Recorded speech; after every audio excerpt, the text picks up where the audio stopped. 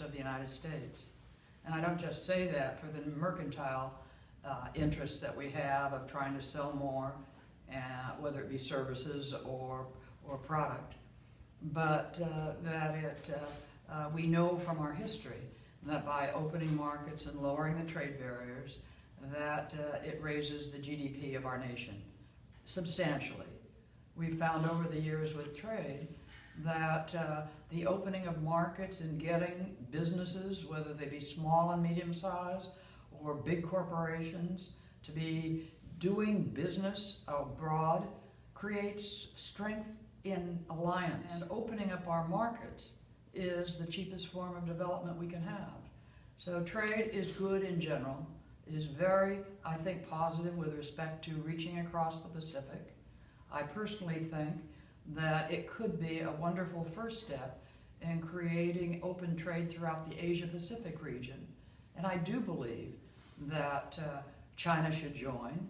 There's quite a list of those interested: Indonesia, Taiwan, Philippines, South Korea. But China should be right at the head of the list, because the two largest economies need to be joined in a trade agreement. If they're not, there's going to be trade diversion, and that will fuel economic friction, which will create security risks. So it's in both of our interests to open our markets, and I hope we can get that done. I hope Congress sees the benefits and moves forward on approving the agreement.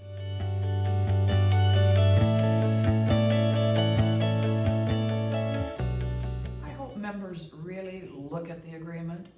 I have, and the labor provisions are quite strong. It provides an enforcement mechanism for the rules that the International Labor Organization has laid down.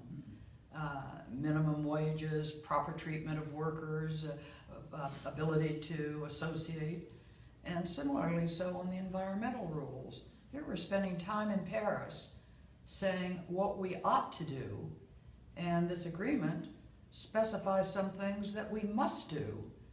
Both labor and environment have enforcement mechanisms. I think that those who care about those two issues, and of course there are 30 chapters, so there are lots of other issues, should really take heart and raise their hand when they're asked to vote, and vote in favor.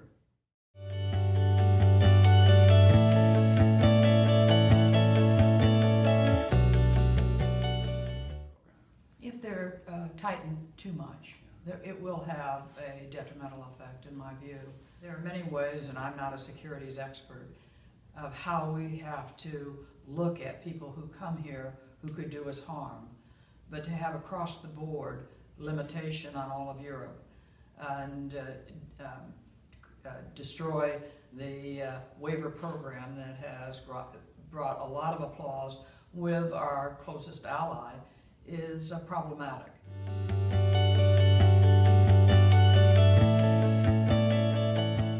Here at home, I travel a great deal, and 10 years ago it was often said to me, we want to be more like the United States.